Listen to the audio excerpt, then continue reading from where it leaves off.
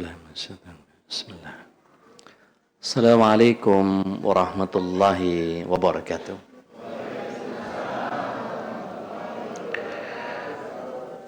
Innal hamdalillah nahmaduhu wa nasta'inuhu wa nastaghfiruh wa na'udzu billahi min shururi anfusina wa min sayyiati a'malina. Yahdihillahu fala mudilla lahu wa may yudlil falan tajida lahu waliyyan mursyida. Asyhadu an la ilaha illallah wahdahu la syarika lah wa asyhadu anna Muhammadan abduhu wa rasuluhu la nabi wa rasula ba'da.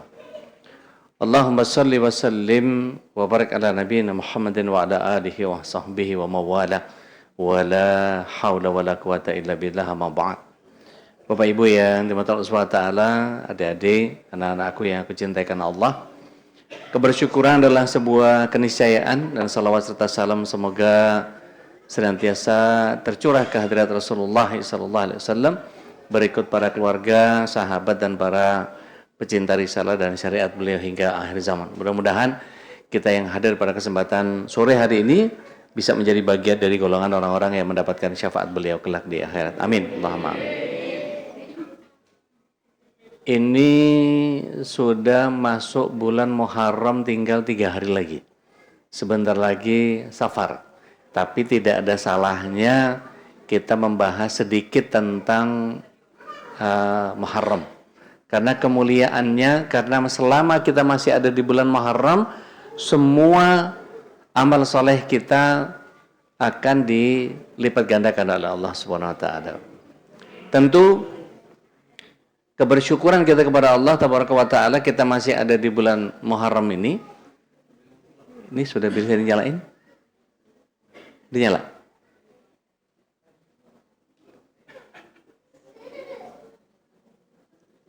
Sosnya mungkin belum.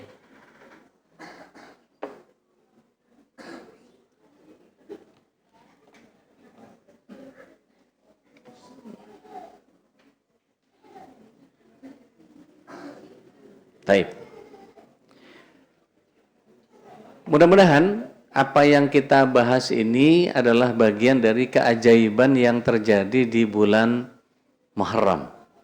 Mohon maaf, buat sebagian kita mungkin tahu bahwa ada begitu banyak hal yang terjadi di bulan Muharram.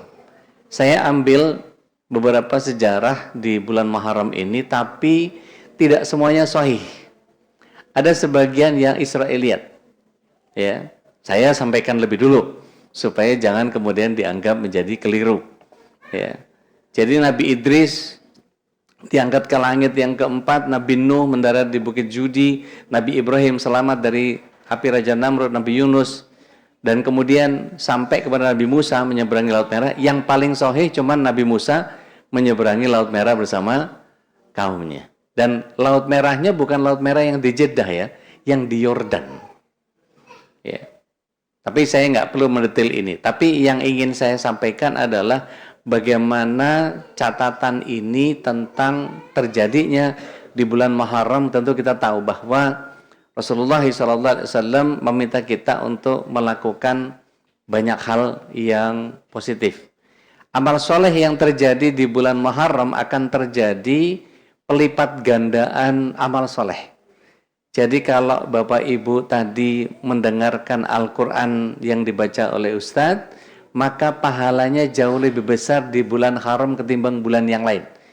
3 hari kemudian, ketika Ustadz membacakan mungkin ayat yang lebih banyak, tapi tidak seistimewa ketika dibacakan di bulan haram. Bulan haram ada 4. Ya. Rajab, Dzulqa'dah, Dzulhijjah, Muharram. Nah, kita ada di penghujung. Ya. Jadi kalau kita bersedekah, jauh lebih baik bersedekah di bulan Muharram. Maka saya nggak tahu apakah ini memang disengaja sama DKM karena pengen nyari pahala yang lebih banyak di bulan Muharram. Nah itu dia, itu rahasianya di situ justru. Jadi kepengen ngalap berkahnya begitu. Maka duduknya kita ngaji sekarang ini di Taman Surga ini bukan hanya sekedar di dunia kita ada di Taman Surga, tapi nanti kita akan kumpul di Taman Surga yang sebenarnya di surga. Amin. Nah ini yang kemudian membuat kita menjadi harus memahami bahwa ada banyak hal di dalam kehidupan kita, yakni fitrahnya manusia. Kemampuan dasar manusia itu mampu mendengar, mampu menyaksikan, dan diolah data-data yang didengar dan dilihat ini di hati nurani. Mari sama-sama yang bawa HP bisa buka surat yang ke-16 ayat yang ke-78. Membaca Al-Quran di bulan haram jauh lebih besar pahalanya ketimbang di bulan yang lain. Kalau yang nggak punya masalah sama Allah, silakan dibuka Al-Qurannya. Berarti yang nggak buka ada masalah ini. Surat 16 ayat 78. Kalau Ustadz mah nggak usah pegang Al-Quran, udah hafal dia. A'udzubillahi minasyaitonirrajim. Wallahu akhrajakum min butuni ummahatikum la ta'lamuna syai'a. Wa ja'ala lakumus sam'a wal absara wal af'idah la'allakum tashkurun. Sungguh Allah telah mengeluarkan manusia dari perut ibunya, tidak tahu apa-apa, procot, cenger, oek-oek, nggak tahu apa-apa. Mau Arab, mau Sunda, mau Jawa, mau Batak, oek-oeknya sama. Nggak ada yang Arab, oek-oeknya lebih, ainnya lebih tajam, oek-oek, nggak ada. Sama oeknya.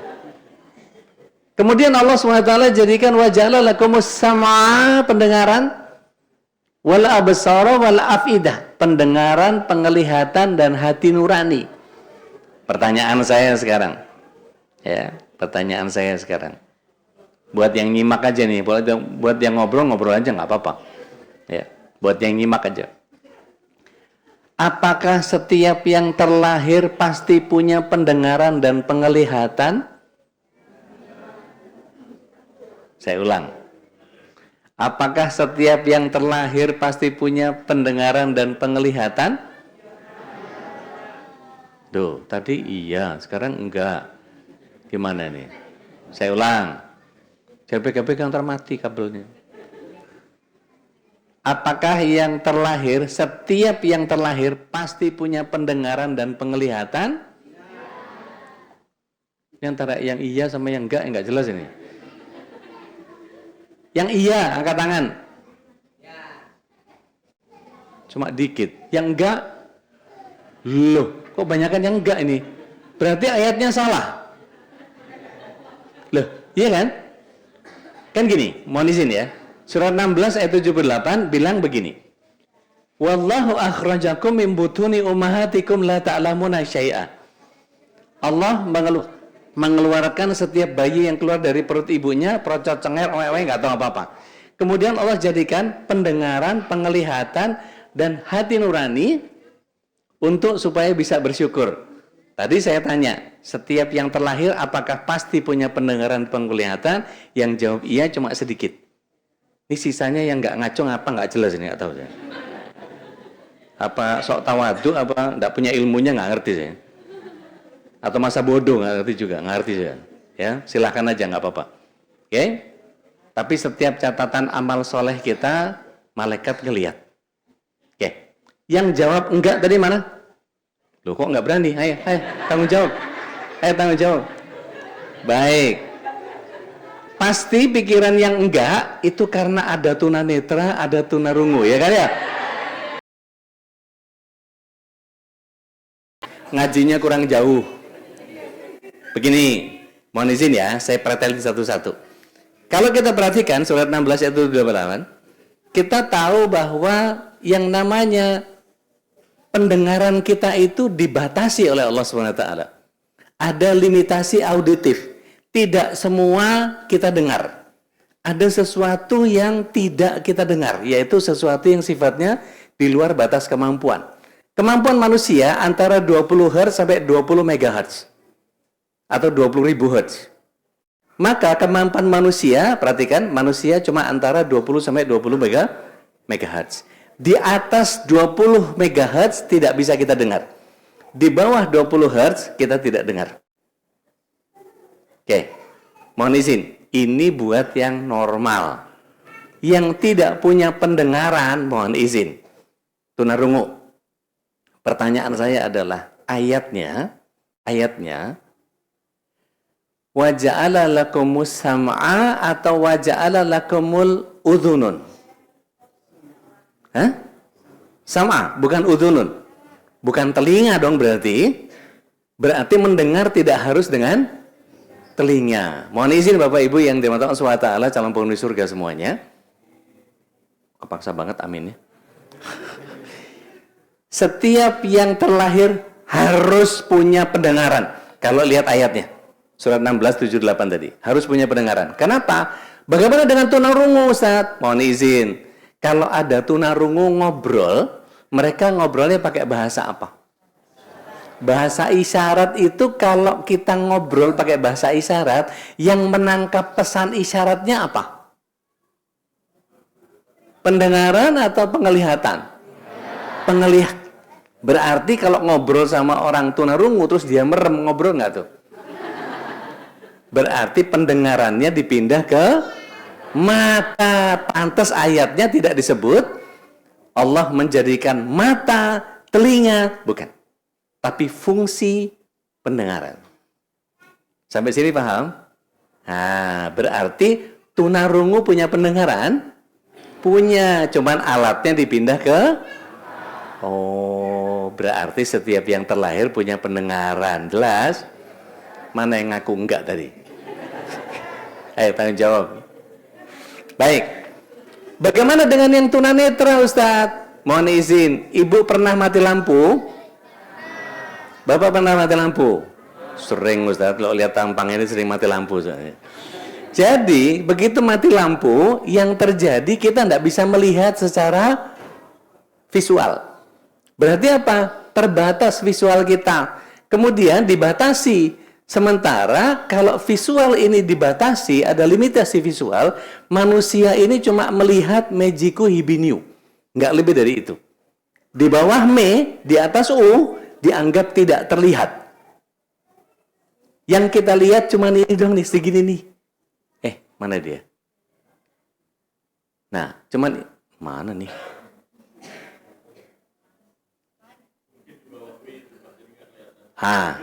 Ya, saya tunjuk aja deh. Ya. Kita lihat itu cuman ini. Cuman ini aja.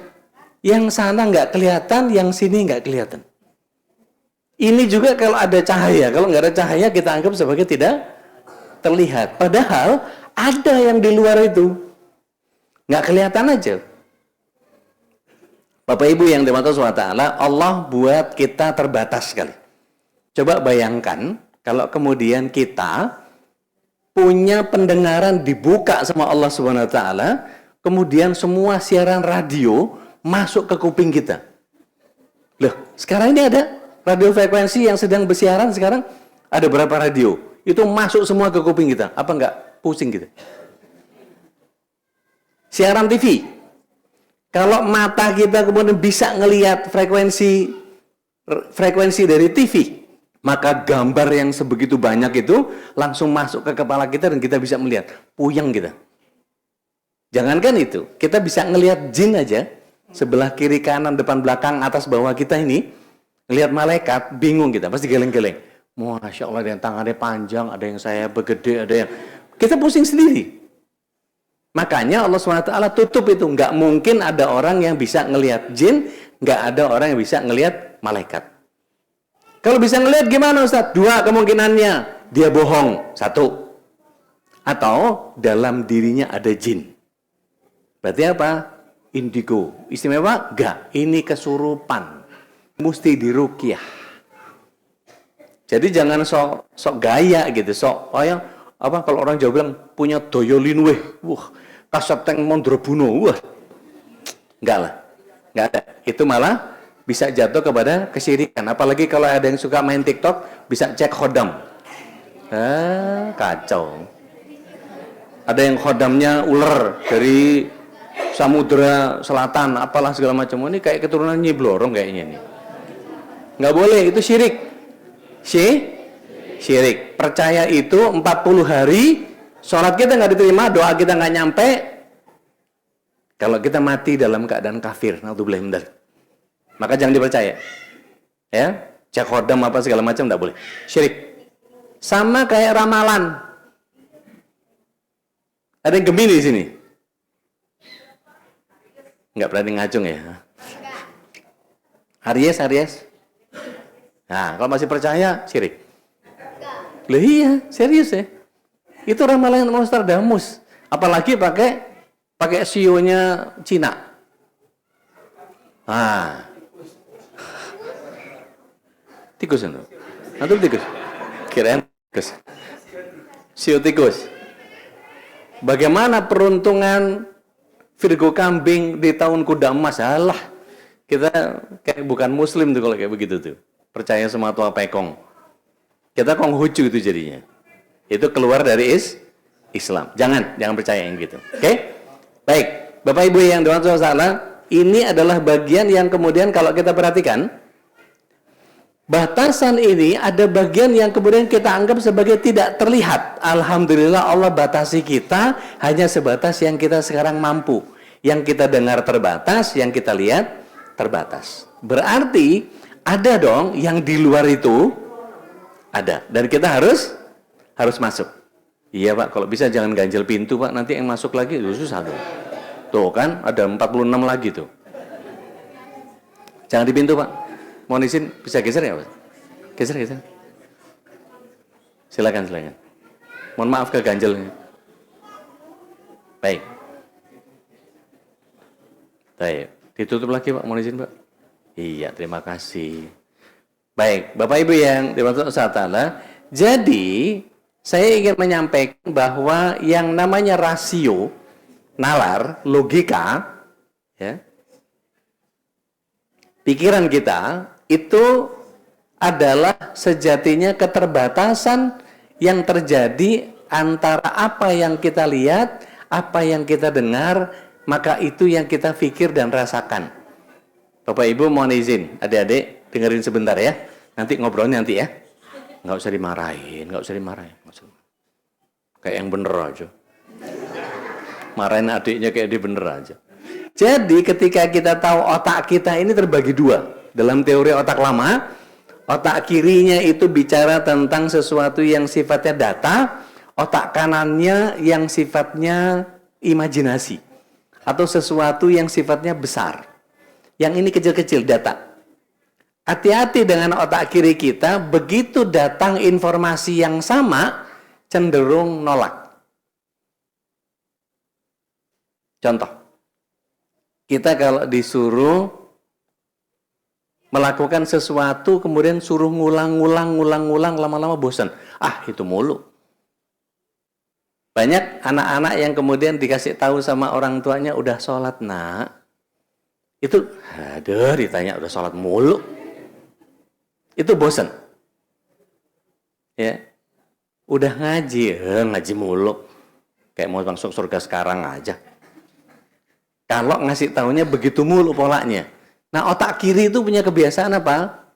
Menolak sesuatu yang berulang tanpa sensasi. Ya, sehingga apa? Kalau ilmu-ilmu agama, contohnya, kalau diberikan kepada orang yang sudah paham, otak kirinya nolak. Gue udah tahu, dari guru yang itu lebih keren. Dari guru saya lebih keren. Akhirnya apa? Cenderung sombong. Akhirnya apa? Merasa lebih. Hati-hati, ini sifat esensi iblis. Iblis itu ketika dia jadi Azazil, jadi makhluk yang paling pertama, jadi Sayyidul Malaika, jadi pimpinan malaikat, maka kemudian dia menjadi Khazinul Jannah, bendaharanya surga.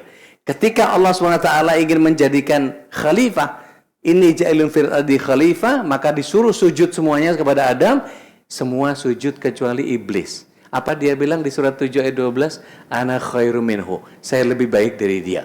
Maka setiap orang yang punya rasa bahwa saya lebih baik dari dia, punya sifat esensi iblis dalam hatinya. Hati-hati. Jangan pernah merasa lebih dari orang lain. Bahwa sudah tahu, udah, cicing, ulah gandeng, ayah ucing, nyorong deng-deng. Jangan berisik. Cukup kemudian ini menjadi peringatan bahwa penambahan ilmu itu, oh iya, ini alhamdulillah sudah pernah belajar. Alhamdulillah. Jadi tidak perlu lagi, ini kerenan ustadz gue nih ngajarin nih. Jangan. Hati-hati, sombong itu datang dari otak kiri yang terlalu sering mengulang. Karena kalau kita udah tahu, cenderung apa? Remeh. Setelah remeh, gampangin. Akhirnya apa? Rasa hormat kita nggak ada. Sama sekali. Contoh. Ada seorang raja. Dia punya 2 anak, laki dan perempuan. Yang lakinya, pinter naik kuda, pinter manah. Bahkan seringkali dia berlatih sambil berkuda, sambil manah. Dan panahannya jitu. Kakaknya yang perempuan beda umur 10 tahun sama adiknya. Dia senang cerita. Nah, tuh kayak ibu-ibu di belakang itu lagi cerita, ya. Mohon maaf ya ganggu ngobrolnya ya, maaf ya. Ceritanya gini, si kakaknya nih sering cerita. Ada raja punya anak 2, laki sama perempuan. Yang laki pinter naik kuda, pinter manah. Yang kakaknya senang cerita. Ceritanya gini, ada raja punya anak 2, laki sama perempuan. Nah kan mulai ketawa kan?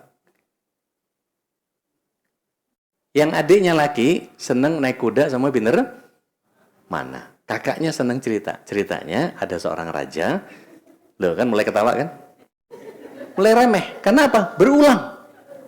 Begitu berulang, udah biasa. Kan udah tadi. Gimana? Boleh saya ulang sampai 52 kali lagi? Nah, ada ketawain kan? Apaan sih? Gak jelas banget nih Ustaz. Maka hati-hati dengan otak kiri, itu cenderung sombong. Oke? Kata Rasulullah SAW, orang sombong itu menolak kebenaran dan ngeremehin orang lain. Hati-hati. Oke, mari kita lanjut.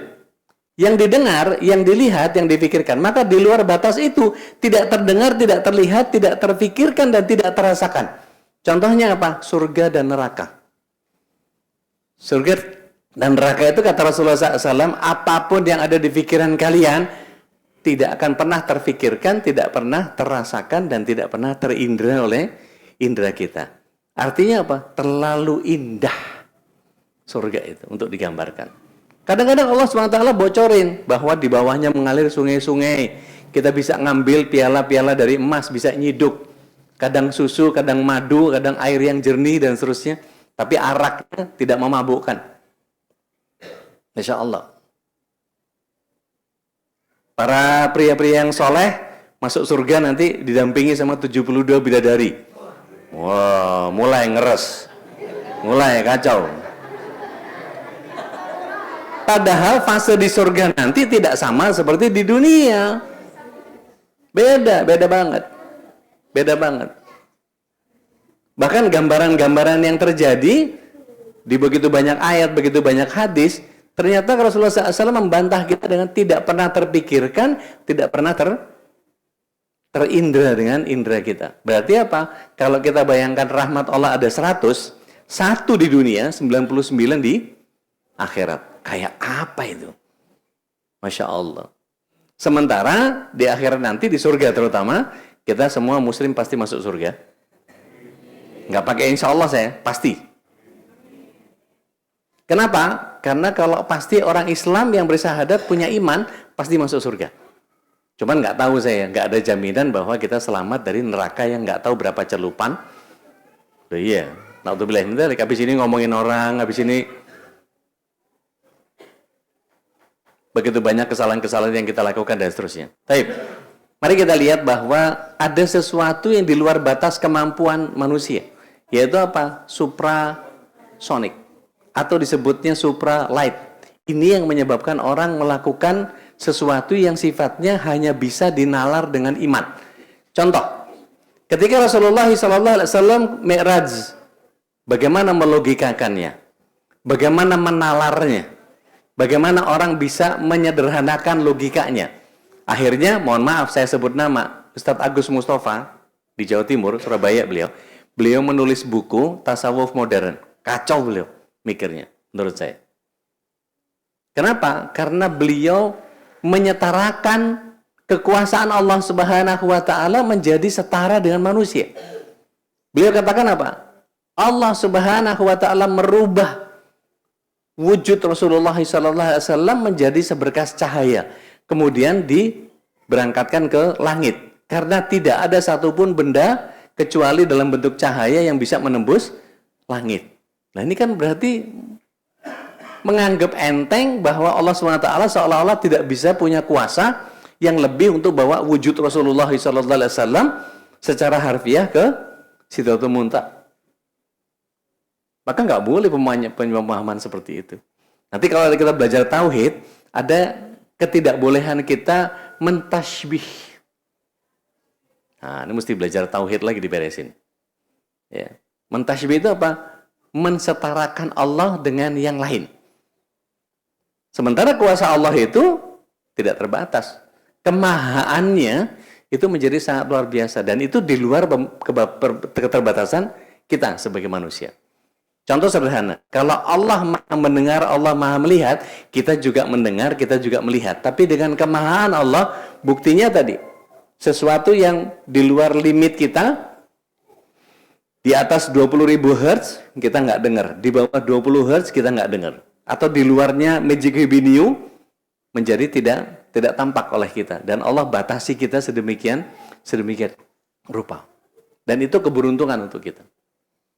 Nah, Bapak Ibu yang dirahmati Allah SWT, mari kita lihat bahwa tidak terindra atau di luar batas kemampuan manusia bukan nggak ada, tapi di luar jangkauan manusia. Oke? Jadi kalau kita mau mengurai kuasa ilahi seperti apa, maka kita lihat bagaimana Allah Subhanahu wa taala membentangkan alam raya ini. Bapak Ibu tahu pohon palem? Ada berapa jenisnya palem? Palem botol, palem merah, palem pinang, palem hijau, apa lagi? Ada tukang kembang nggak sini? Apal tuh deh biasanya. Kira-kira salak palem nggak? Kelasnya kelas palem. Kelapa palem nggak? Kurma palem nggak? Kurma ada berapa macam? Setahu saya ada 114 macam. Allahu Akbar. Sikas, pohon sikas. Ada sikas rumpi'i, ada macam-macam sikas. Akhirnya kalau kita bicara tentang palem saja, berderet. Kita geser, mangga. Ada berapa macam mangga? Banyak banget. Pisang, berapa macam pisang? Sampai yang nggak ada buahnya disebutnya pisang juga. Loh iya, pohon pisang-pisangan kan daun doang tuh. Pisang kipas.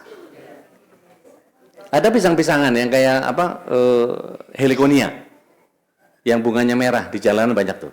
Biasanya buat buat dekorasi kawinan. Ya. Maka itu baru ngomongin floranya, belum faunanya. Ikan, ada berapa jenis ikan? Allahu Akbar, dari mulai yang nggak kelihatan sampai yang gede banget. Ikan paling gede ikan apa? Paus apa? Paus biru. Dibuka mulutnya, itu bisa jejer 100 orang tuh di bibirnya. Saking gedenya. Itu yang konon disebutnya Dhunnun, yang Nabi Yunus nginep di perutnya paus biru. Bahkan sampai Allah SWT menyebutkan binatang ada yang bersel satu. Apa namanya? Amubah.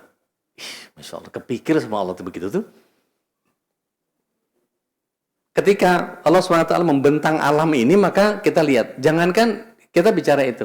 Kita deh, ibu hamil, ya, oleh ulahnya bapak-bapak. Terus kemudian hamil yang terjadi apa? Makanan bayi itu Allah SWT kelola apapun yang dimakan sama ibunya, dipilah sama Allah di perutnya. Mana yang buat bayi, mana yang dibuang, mana yang jadi kotoran, mana yang jadi keringat, mana yang jadi air susu, mana yang dan seterusnya dan seterusnya. Dipilah sama Allah SWT, sekecil itu. Dan itu berbulan-bulan sampai tambah gede, tambah gede, tambah gede. Ya.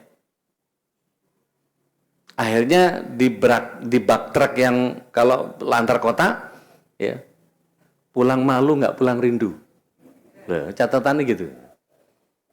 Artinya kalau kita kemudian melihat bahwa di dalam surah At-Tariq, falyanzuril insanu mimma khuliqa mimma dafiqa yakhruju min baini sulbi wa taraib. Perhatikan bagaimana Allah SWT menciptakan manusia. Manusia diciptakan dari air yang menjijikkan. Yang datang dari mana? Dari sulbinya laki-laki dan tulang pedang-pedangan perempuan. Ketemu di rahim. Masya Allah. Bapak Ibu bisa bayangkan kalau dulu ada videonya Harun Yahya, sel sperma yang 1.300.000 itu, kalau kemudian masuk satu ke sel telur, selesai, maka sel telurnya membungkus diri, punya self defense mechanism, kemudian tidak ada satupun dari 1.299.999 tadi itu yang bisa masuk. Maka terbuang sia-sia. Maka yang satu ini dalam inti selnya membelah jadi 2, jadi 4, jadi 8, jadi 16, jadi 32, jadi 64, jadi 128, jadi 256, jadi 9 bulan. Masya Allah, ada rambutnya. Selnya ada tulang belakangnya, ada tulang tengkoraknya, ada yang jadi jantung, ada yang jadi paru-paru, ususnya nggak bulet. Usus besarnya nggak ketuker. Tulang-tulangnya nggak ada yang salah. Jari-jarinya kebentuk sempurna. Allahu Akbar. Maka itu bagian yang kemudian kalau kita urai kuasa ilahi ini menjadi bagian yang sebetulnya, mari kita lihat. Ada hal-hal yang sifatnya suprarasio, ini sifatnya di luar nalar kita. Awas, jangan tertipu, ada 4 keajaiban di dunia ini yang sifatnya mukjizat, hanya diberikan kepada Nabi dan Rasul untuk bukti kerasulan. Kira-kira kalau ada orang sakit lama, ini tinggal nunggu mukjizat. Boleh nggak istilah mukjizat buat orang biasa? Nggak boleh. Hanya untuk Nabi dan Rasul, untuk ditunjukkan kenabiannya dan kerasulannya. Paham sampai sini? Taib. Ada yang kedua, keajaiban yang namanya karomah. Ini diberikan hanya kepada wali Allah, bukan wali murid. Bukan wali santri. Atau bukan wali-wali yang ngambil keringet jadi batu akik, ngambil daun remes-remes jadi duit. Bukan itu. Itu jin. Bukan yang kelakuannya aneh-aneh. Jumatannya di Masjidil Haram katanya. Lah, Masjidil Haram masih duha. Lah bedanya 4 jam. Iya kan? Kita jam 12. Duhur kan 12 kan? Jumat. Lah dia udah Jumatan di Masjidil Haram. Lah masih duha di sana. Gimana ceritanya? Maka jangan percaya sama wali-wali. Bukan sesuai dengan kriterianya yang Allah dan Rasulnya SAW sebutin. Apa yang Allah dan Rasulnya SAW sebutin? Wali-wali Allah itu biasanya kalau misalnya sholatnya di mana? Di masjid, nggak di rumah. Kira-kira baca Qurannya rajin nggak? Gitu wali itu. Bukan yang kelakuannya aneh, apa bisa bahasa semut, apa inna makoli, apa illa rahmatan lil alamin, apa mama gufron itu mah kacau. Banyak pengikutnya lagi. Jangan-jangan ada di sini muridnya? Nggak ada. Alhamdulillah. Terus yang ketiga, nah ini maunah. Pertolongan hanya diberikan kepada orang yang Allah kehendaki. Nggak bisa sembarangan. Maka nggak mungkin kemudian seseorang, oh ini karomahnya seseorang. Nggak. Nggak sesederhana itu. Mari kita perhatikan cirinya, kita baca bareng-bareng. 3 hal ini, mukjizat, karomah, dan maunah ini, diulang bareng-bareng, tidak bisa diulang bareng-bareng. Tidak bisa dipertontonkan. Keridhaan Allah tidak melekat pada pribadi. Nah, kira-kira nih, ada nggak orang-orang di luar sana dianggapnya pinter? Orang kalau pinter, didatengin sama orang. Kalau orang pinter didatangi sama orang siapa? Orang bodoh. Maka kalau ada di antara kita yang suka datang ke orang pinter, berarti kita bodoh, tolol, bin bego, bin goblok. Maka nggak usah lah ke orang-orang pinter itu. Oke? Kemana? Tanya ke Ustadz. Al-Quran mengajarkan fas'alu ahla dzikri in kuntum la ta'lamun. Bertanyalah kepada ahli zikir kalau kalian tidak tahu apa-apa. Ini mentang-mentang punya sosmed di thread. Bagaimana ya caranya wudhu apa segala macam? Lah ngapain di sosmed? Cari ustadz, nanya. Emang di masjid terdekat nggak ada ustadz yang bisa jawab itu? Masa DKM nggak bisa kasih referensi? Padahal sebetulnya kalau mau tanya itu ada konsultasi syariah, ada ufit.com yang bisa dijadikan searching engine. Jangan pakai Google, ntar ketemunya Syiah, ketemunya mazhab-mazhab yang lain, nanti kacau. Gitu. Pakai ufit.com kalau untuk nyari sesuatu itu. Urusan agama ya, jadi nggak kecampur-campur gitu. Kemudian, perhatikan, ada yang ketiga nih, yang keempat. Istidraj, ini sebetulnya penghinaan diberikan kepada orang fasik supaya ditunjukkan kefasikannya. Cirinya bareng-bareng kita baca, bisa diulang, bisa dipertontonkan, dimurkai Allah, melekat pada pribadi. Nah, contohnya siapa? Ustadz Haryono pernah dengar? Penyakit dipindahin ke kambing. Boleh nggak kita nganiaya kambing? Nggak boleh. Wong waktu Idul Adha aja disuruh mempertajam pisoknya supaya jangan dietet-etet. You know the meaning of dietet-etet? Tarik, nggak kepotong-potong, nggak boleh. Suruh nanjemin supaya apa? Nggak tersiksa. Loh kok malah dipindahin penyakitnya? Lah gimana sih? Ada lagi yang lain, dipindahin penyakitnya ke telur, suruh bawa telur.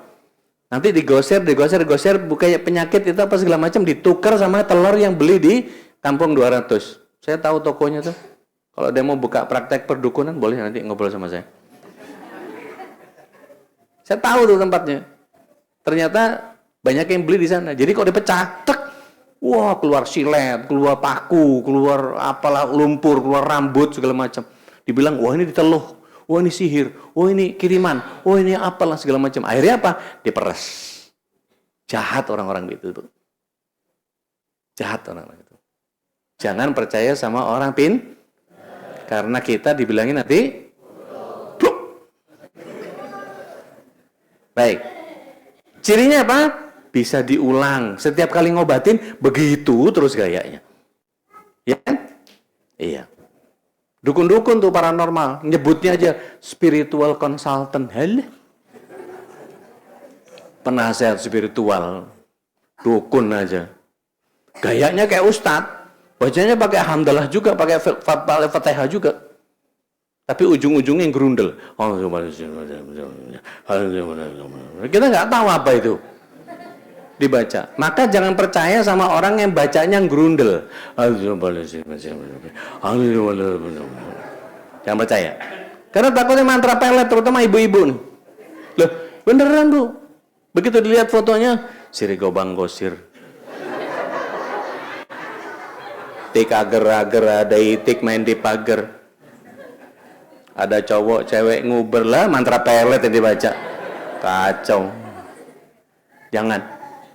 Kalau datang ke orang pinter, kitanya kok. Baik. Paham ya? Tidak bisa diulang, tidak bisa dipertontonkan. Ridhonya Allah tidak melekat pada pribadi. Waktu Nabi Musa mukul air, itu perintah siapa? Datang dari dirinya sendiri? Enggak. Waktu disuruh ngelempar tongkat jadi ular, apakah hendaknya sendiri? Bukan. Perintah Allah. Bahkan waktu percobaan, lemparlah ke tongkatmu. Begitu dilempar, jadi ular, takut Nabi Musa. Punya ketakutan yang wajar. Tapi kata Allah SWT, ambil. Begitu ambil jadi tongkat lagi. Tangan keluar dari ketek, langsung bercahaya. Boom. Mau coba, pasti bau.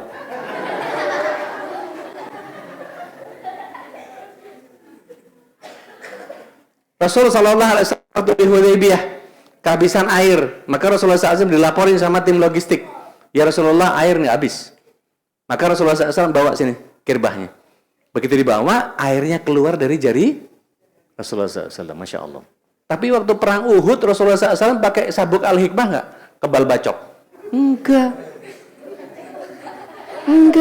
Tetap kalah Rasulullah SAW, bahkan masuk ke jebakannya orang-orang Quraisy. Sampai beliau pingsan.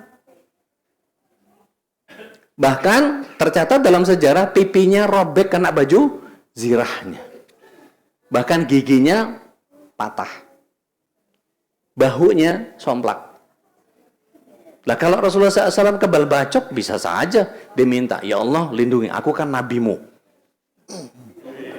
Enggak begitu. Enggak begitu. Karena mukjizat hanya sekehendak Allah. Waktu selesai perang Ahzab, Zubair bin Awam, istrinya ngasih tahu Rasulullah SAW sama 4 temannya boleh makan di sini. Begitu disampaikan oleh Zubair, ya Rasulullah, silakan makan di rumah tapi bareng sama 4 orang aja.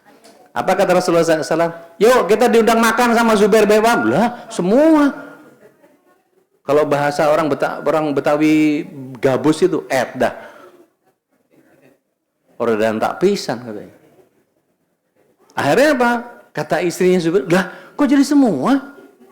Kata Rasulullah SAW, jangan dibuka, biar saya yang menghidangkan. Masuk berempat. Dihidangkan sama Rasulullah SAW. Makan kenyang, keluar, 4 lagi masuk. Terus begitu. Sampai semua pasukan Ahzab itu makan semua kenyang. Tapi pernah nggak Rasulullah SAW waktu diboikot, beliau, ya Allah hadirkan makanan buatku supaya aku nggak kelaparan? Enggak. Diikat sama Rasulullah SAW batu-batu itu, bahkan salam sholat, kerutuk. Ditanya sama para sahabat, ya Rasulullah, perutmu sakit? Oh enggak, ditunjukin malah. Nih ada batu, nahan lapar. Seandainya Allah memberikan itu sebagai bagian yang melekat pada Rasulullah SAW, pasti udah kenyang Rasulullah SAW. Ternyata enggak. Jadi mukjizat, karomah, maunah hanya terjadi sekehendak Allah. Tapi kalau yang tadi yang bisa diulang, pastikan itu istidraj. Istidraj itu apa? Penghinaan Allah, bentuknya kemuliaan, kayaknya hebat, padahal enggak. Okay. Saya pernah datang ke satu tempat, saya nggak perlu tunjukin, nggak jauh dari sini, ya, nggak jauh dari sini. Saya datengin, rumahnya penuh dengan ayam cemani, ayam yang hitam semua itu. Masuk cuman bayar 20.000.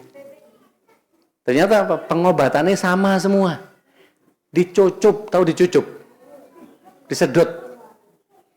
Tapi nggak bisa diajak ngobrol, karena apa? Dia masuk ke kamar mandi dulu, masukin sesuatu di mulutnya, kemudian ngobatinnya pakai nggak tahu punggung, nggak tahu tangan, nggak tahu, pokoknya mana aja dicucup. Habis itu masuk ke cawan, ditumpahin cawannya, keluar darah, masih ada 3 lagi di dalam, supaya dikeluarin tiap kali begitu. Diajak ngobrol, saya ajak ngobrol, sudah lama pernah kita begini. Jangan diajak ngobrol, kata ininya, kata combe itu apa ya? Pembantu-pembantunya. Oh, nggak bisa diajak ngobrol, karena masih ada di mulutnya ya. Jadi akal-akalan nih begitu tuh. Maka nggak usah lah begitu. Saya datang untuk observasi, pengen tahu apa sih yang dia kerjakan gitu. Padahal saya sakit apa ya? Pura-pura sakit apa ya? Padahal nggak ada sakit waktu itu. Oke, ala kulli hal. Mari kita lihat bahwa tidak bisa diulang, tidak bisa dipertontonkan, terjadi karena ridhonya Allah, dan apa? Terakhir, tidak melekat pada pribadi. Tahun 2004 ada L300 masuk Alas Roban. Ada yang tahu Alas Roban? Oke, Alas Roban itu 12 orang meninggal semua satu kol. Cuman ada satu bayi umur 9 bulan nggak mati. Itu umur berapa, Bu? Yang lagi di pangku itu. Umur berapa, Bu? Jilbab biru. Berapa? Oh, setahun, kegedean. 9 bulan. Malah dia kejar sehingga tim SAR nyarinya suara tangisan itu, baru kemudian berhasil dinaikin. Itu apa? Maunah. Terjadi atas kehendak Allah. Kalau nggak percaya, yuk kita 12 orang kita sewa bareng-bareng, kita coba aja volunteer.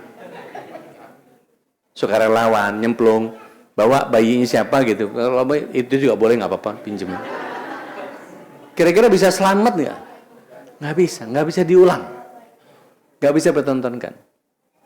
Karomah contohnya apa, Ustaz? Karomah itu Umar bin Khattab radhiyallahu anhu pernah satu kali ketika beliau memimpin perang,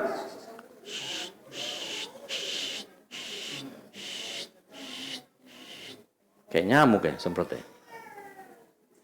Pernah ketika memimpin perang, Rasulullah SAW sedang di mimbar sholat Jumat. Tiba-tiba di tengah khutbah Rasulullah SAW menyatakan apa? Naik ke bukit, naik ke bukit, naik ke bukit. Umar bin Khattab radhiyallahu anhu selesai perang, menang, pulang, baru ngobrol. Seandainya saja saya tidak mendengar Rasulullah SAW memerintahkan kami untuk naik ke bukit, saya perintahkan pasukan untuk naik ke bukit dan kami mendapatkan kemenangan. Kata para sahabat, kami dengar waktu Rasulullah SAW merintah itu. Hah? Sejauh itu? Iya. Tapi nggak pernah Umar bin Khattab radhiyallahu anhu terus pura-pura telepon-teleponan telepati sama Rasulullah SAW. Mar, sini deh Mar. Nggak pernah.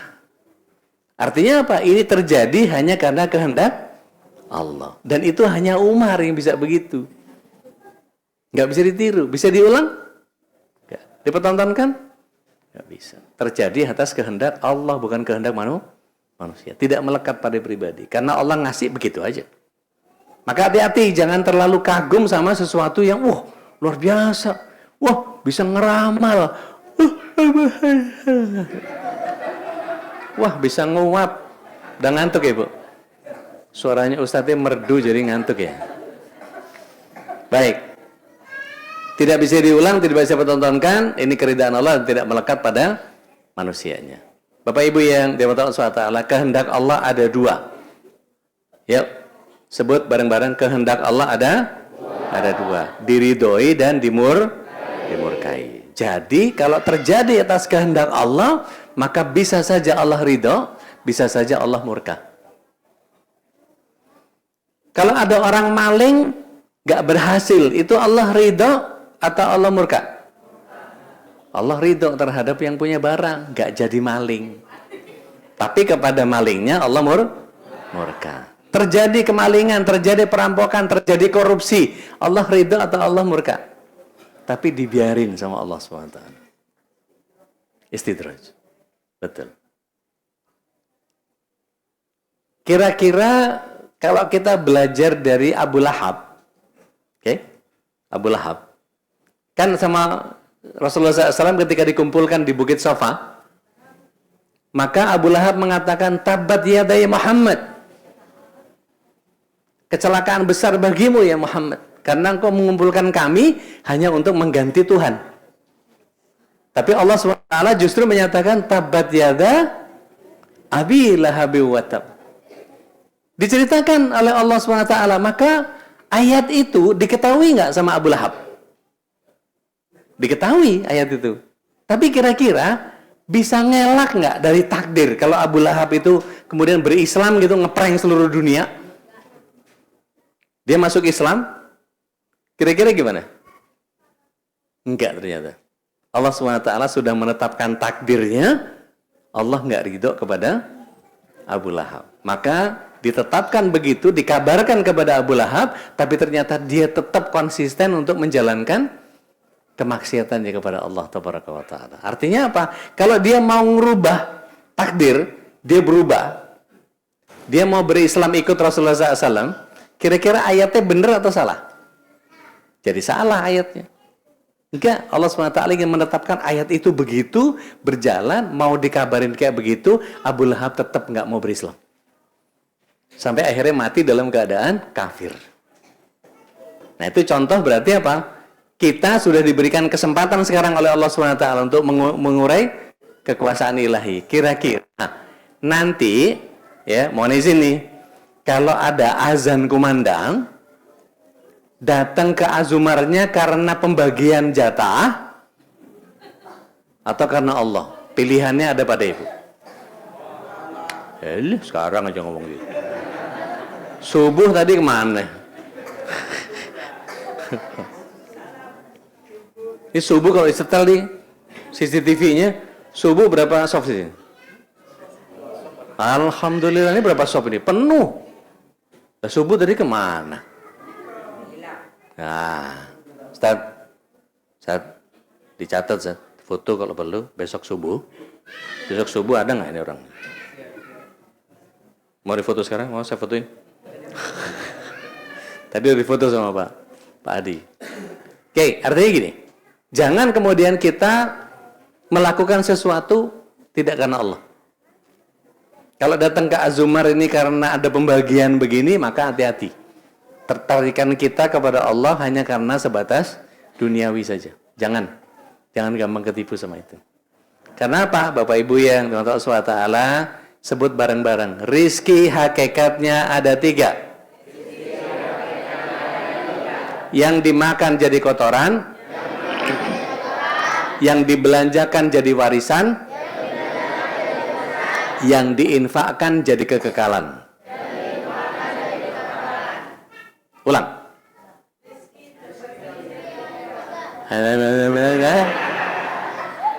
Rizki hakikatnya ada 3. Yang dimakan, iya, seenak apapun yang kita makan besok pagi ke sapi tank. Loh, iya apa iya? Maka nggak usah bangga dengan apa yang kita makan. Yang kita belanjakan jadi warisan. Elah, kompak ngapa? Yang dibelanjakan jadi warisan. Yang diinfakkan jadi kekekalan. Jadi kalau yang nanti ini dibawa pulang, kemana larinya? Kalau besok ke sepiteng nggak usah terlalu bangga. Karena rizki yang sebenarnya adalah yang kita infakkan. Taib. Diridhoi adalah sesuai dengan apa yang Rasulullah SAW contohkan. Dalam surah 98 ayat 7 ayat 8. A'udzubillahi minasyaitonir rajim. Innal ladzina amanu wa 'amilus shalihati ulaika hum khairul bariyah jazaohum 'inda rabbihim jannatu 'adnin tajri min tahtihal anhar khalidina fiha abada radiyallahu anhum wa radu'an dzalika liman khasiya rabbah. Masya Allah. Allah ridho kepada kita, kita pun ridho kepada Allah kalau kita punya khasyah kepada Allah. Syaratnya cuma khasyah.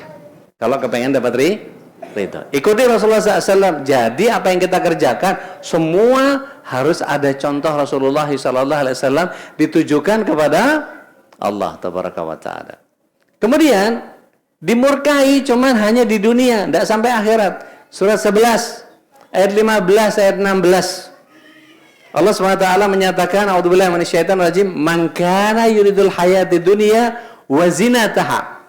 Sesiapa yang hanya berharap pada perhiasan di dunia, maka Allah SWT akan lengkapi apa yang dia upayakan di dunia dan tidak dikurangi sedikit pun. Ayat 16 saya baca.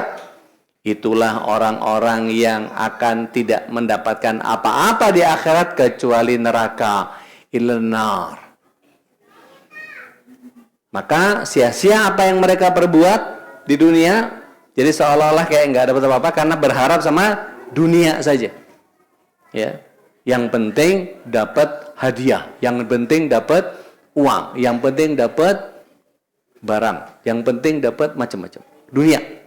Tapi nggak berharap pada keberkahan yang datang dari Allah. Waliyatubillah. Nggak, kita bukan orang yang seperti itu. Buktinya apa? Besok lihat subuhnya. Loh, iya, masih datang apa enggak?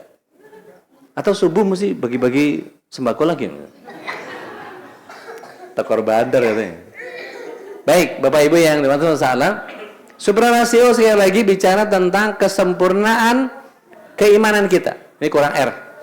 Ya. Diliskankan dengan ucapan, kemudian digenapkan dalam hati, perasaan dan pikiran. Hati itu yang ini ya, afidah. Karena hati kalau ini namanya kibdah, kabidun. Ya, kabet. Ini lever namanya. Kemudian kolbun, ini ngobrol. Ini kolbun, jantung, yang tugasnya mompa darah. 24 jam, 7.000 liter darah dipompa keliling tubuh kita, Masya Allah. Ya, udah jangan bercanda mulu, kan udah diingetin tadi. Selepet nih. Oke. Digenapkan hati dan perasaan dan juga pikiran sehingga Apa yang disebut dengan suprarasio itu adalah sesuatu yang datang dari Allah dalam bentuk kesempurnaan iman kita. Yakin kepada Allah itu otak kiri apa otak kanan? Otak kanan. Karena keyakinan itu datang dari diri kita. Dari kita sendiri, bukan dari Allah. Ditunjuk ke sini dari Allah. Yakin akan malaikat itu dari Allah atau dari kita? Dari kita. Maka ketika gelar sajadah, kita mau sholat nih, Allahu Akbar, yang kebayang adalah Allah sedang menyaksikan kita, malaikat sedang mencatat apa yang kita kerjakan. Sehingga sholat itu dinikmati setiap bacaan. Bukan cuman sekedar ngadu kelar.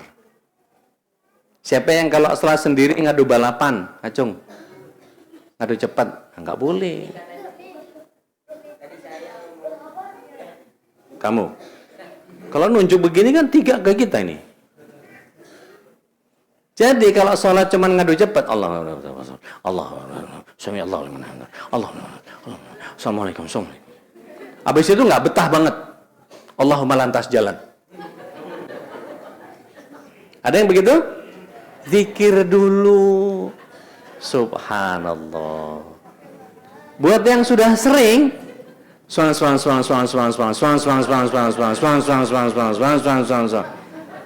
hati-hati, orang sombong keseringan pakai otak kiri, hati-hati. Dalam.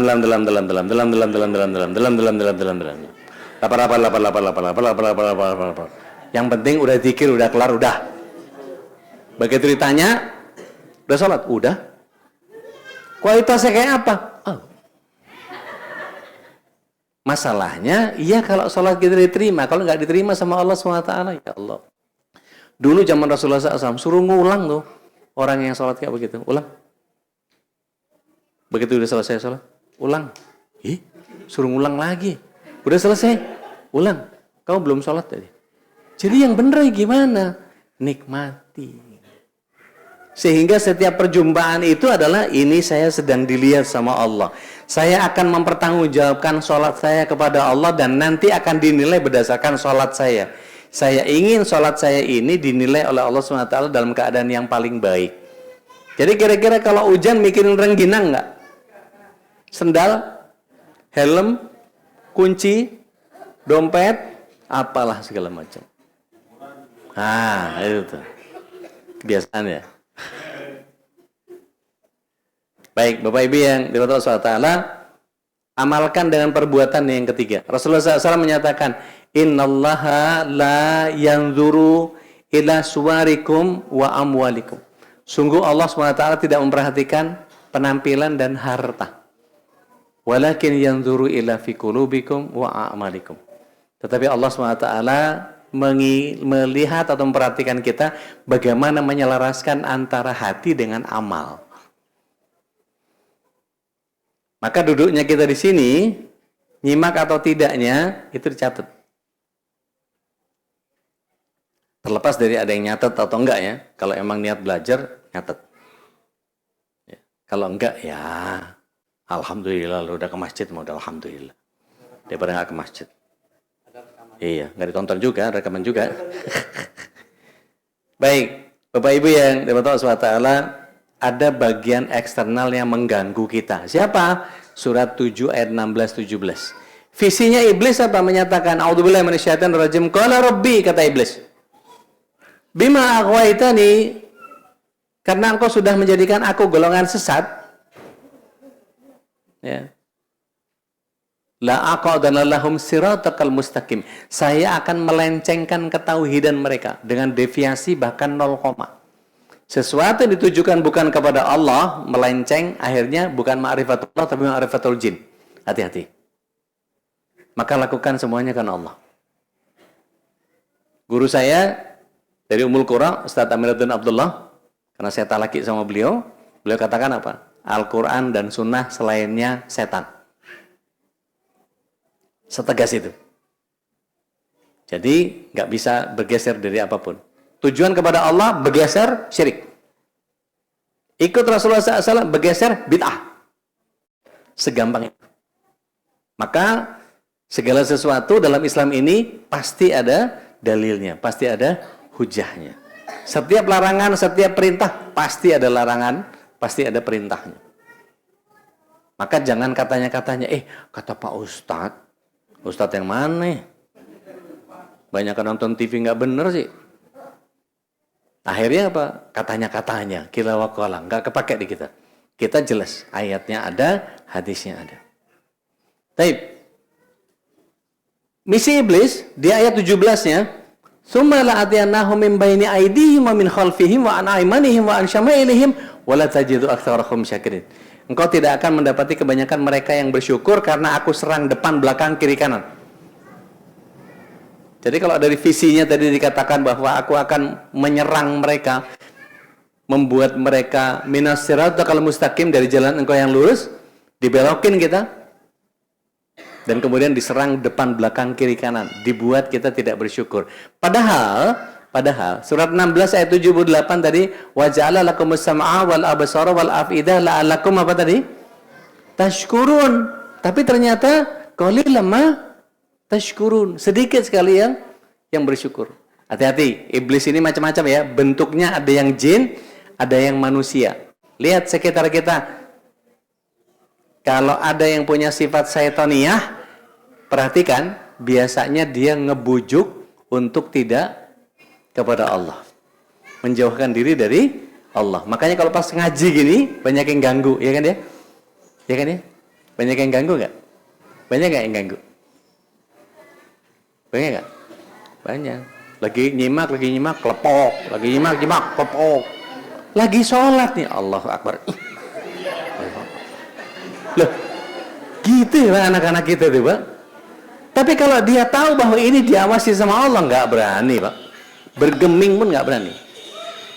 Ada orang nanti diganggu sama setan dalam bentuk apa? Jin. Dalam hatinya dibikin apa? Ngejar nyamuk, Pak. Lu kok bisa lu? Kalau nempel baru gitu, atau ditapol gitu. Ini enggak, dicari malah dikejar. Oke. Terakhir, kalau Allah SWT memberikan hawa nafsu kepada kita, tadi ada setan, dalam diri kita ada yang namanya bekal dari Allah SWT, surat 7 ayat 179. Setiap orang punya apa tadi? Pendengaran, punya penglihatan, punya hati nurani. Tapi di surat 7 ayat 179, jangan ganjel gitu, bos. Bos, pinggiran dikit. Ya. Datang-datang nutupin.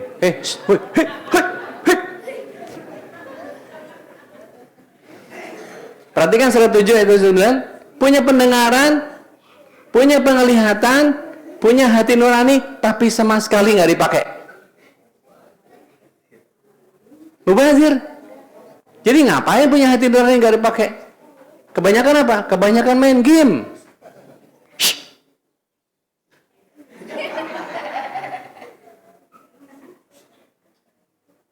Buka Qurannya jarang, suruh murojaah ada aja alasannya. Ini itu. Sae lu. Tapi giliran main, nama siapa? Nama? Hah? Abi. Teman-temannya suka gitu kan? Abi main yuk. Gitu. Nggak ada assalamualaikum acan. Siapa tuh yang manggil itu? Suka gitu nggak? Ajarin assalamualaikum sama orang Islam mah. Assalamualaikum warahmatullahi amal jariyah. Parah. Salam cuma buat nyari sedekah doang. Kacau. Mulai hari ini nggak ada lagi yang nggak salam sama muslim, oke? Oke? Oke, bos? Oke. Ya, jangan abi mayo. Nggak ada. Assalamualaikum dulu ya. Coba bareng-bareng. Assalamualaikum. Yang benar, Assalamualaikum. Betawi ya? Assalamualaikum. Masa Assalamualaikum doang? Assalamualaikum. Gitu, bareng-bareng. Assalamualaikum. Abi main yuk. Gitu, jadi Assalamualaikum dulu. Jangan main abi main yuk aja. Oke. Jangan mubazir. Punya pendengaran, punya penglihatan, punya nurani dipakai. Pakai apa? Ngaji. Dipakai apa? Murojaah. Dipakai apa? Duduk di majelis. Sehingga kita punya pertambahan, apalagi, aduh bulan Muharram ini kalau bisa 3 hari ini, sering-sering deh ke masjid, sering-sering baca Quran, sering-sering sedekah, sering-sering baca hadis, sering-sering murojaah, dibanyakin. Bi, kasih tahu sama temannya, gue Muharram ini 3 hari nggak main dulu. Kata Pak Ustadz, gue mesti ke masjid dulu. Ya, oke. Oke, Bi. Ya, akan. Baik, Bapak Ibu yang dirahmati Allah Taala, surah 15 ayat 39, Iblis menyatakan bahwa 15:39 dinyatakan apa? Saya karena sudah dijadikan sebagai golongan yang sesat, maka saya akan menyesatkan semuanya. Bahkan kemaksiatan di dunia ini menjadi indah. Wala ughwiyannahum ajmain. Enggak ustadznya, enggak jamaahnya, enggak perempuan, enggak laki, enggak yang putih, enggak yang dekil, enggak yang mancung, enggak yang pesek, semua digangguin. Semua disebut. Surah 15 ayat 39. Enggak yang anak-anak suka ngobrol begini, ya enggak? Ya enggak? Selepet lagi nih. Dikatakan apa? Dijadikan indah kemaksiatan dunia dan disesatkan semuanya. Wala ughwiyannahum ajmain. Hati-hati. Kalau sudah begini, waliyadzubillah. Kita mesti sering-sering apa? Baca takbir Allahu Akbar. Kalau mulai gelisah, mulai resah, kalau ibu-ibu sih tenang sekarang, tanggal muda ya. Aman. Tapi kalau udah mulai mepet-mepet tanggal-tanggal tua tuh, baca 2 Bu. Hadis riwayat Ahmad menyatakan banyak istighfar sama tahlil barengin. Astagfirullah, la ilaha illallah. Kecemasan kita hilang. Masih cemas juga, baca Al-Kahfi. Masih cemas juga, baca Al-Baqarah. Masih cemas juga, tambahin Ali Imran. Nggak kelar-kelar. Loh, pahalanya banyak. Ya. Baik. Bapak Ibu yang dirahmati Allah SWT, surga neraka ini hanya bisa dihadapi dengan iman. Seseorang yang terpengaruh hatinya dengan sesuatu yang jelas, yaitu Allah SWT menghadirkan surat 28 ayat 77, mohon izin. Kalau ada yang dekat-dekat sama Quran boleh dibuka. Yang HP-nya ada Al-Quran terjemah boleh dibuka. Surat 28 ayat 77. Kalau yang nggak punya masalah sama Allah silakan dibuka. Biasanya kalau punya masalah sama Allah berasap itu kayaknya. Begitu baca, a'udzubillahi minasyaitonir rajim, panas. Kayak di Ruqyah rasanya. A'udzubillahi minasyaitonir rajim. Wabtaghi fima ataakallahu darul akhirah. Raihlah apa yang Allah SWT sediakan di negeri akhirat. Wala tansa nasibaka minad dunya. Ada kenikmatan di dunia yang boleh kalian nikmati. Wa ahsin kama ahsanallahu ilaik, berbuat baiklah kalian sebagaimana Allah berbuat baik kepada kalian. Wala tabghil fasada fil ard. Innallaha la yuhibbul mufsidin. Jangan melakukan kerusakan di muka bumi karena sesungguhnya Allah enggak suka sama orang yang rusak. Oke. Saya enggak bisa lama-lama karena waktunya juga luar biasa. Kata Rasulullah SAW, surga dan neraka tidak pernah terlintas dalam pikiran manusia. Metaforanya adalah surga itu senikmat-nikmatnya nikmat, neraka seperih-perihnya siksaan tak berkesudahan.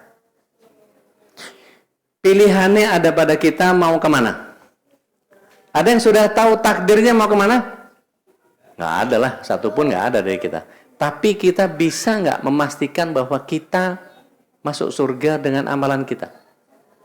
Maka pilihannya besok subuh, sholatnya ke masjid. Buat yang pria soleh. Pria soleh, sholatnya ke masjid. Kalau yang di rumah, sholatnya para wanita soleha. Maka kalau ada pria yang sholat di rumah, berarti dia pria. Yuk, mari. Pria soleha. Suruh saya kasih sajadahnya Hello Kitty. Kasih muka warna pink. Oke. Terakhir, konsekuensinya kalau kemudian kita bicara tentang takwa dan fujur yang menjadi pilihan kita, surat 91 ayat 8 kan ada pilihan. Fa'alhamaha fujuroha wa taqwaha. Takwa masuk surga, enggak takwa enggak apa-apa, memang neraka harus ada isinya. Jadi pilihannya ada sama kita. Bapak Ibu yang doa SWT, kita punya huriyah iradah, punya free will, punya kebebasan berkehendak, resiko tanggung penumpang. Anda mau ngaji, pahalanya silahkan sendiri. Anda mau zikir, silahkan pahalanya sendiri. Anda mau melakukan begitu banyak kerusakan, kesalahan, dan seterusnya, abai sama apa yang saya sampaikan, resiko tanggung penumpang. Saya berlepas diri. Hadallahu ya kumajma'in, aku lu qauli hadza astaghfirullah li wa lakum billahi bisabil haq. Akhiru da'wana alhamdulillahi rabbil alamin. Enggak ada tanya jawab kan? Waktunya habis. Kita sama-sama tutup dengan doa yang Rasulullah SAW katakan, doa ini kalau dibaca, maka seluruh kesalahan-kesalahan yang kita buat di majelis ini Allah ampuni. Kekeliruan-kekeliruan, kesalahan-kesalahan yang kita lakukan Allah akan maafkan. Yuk bareng-bareng kita baca, Subhanaka Allahumma wa bihamdika asyhadu an la ilaha illa anta astaghfiruka wa atubu ilaik. Kurang lebihnya mohon maaf. Assalamualaikum warahmatullahi wabarakatuh.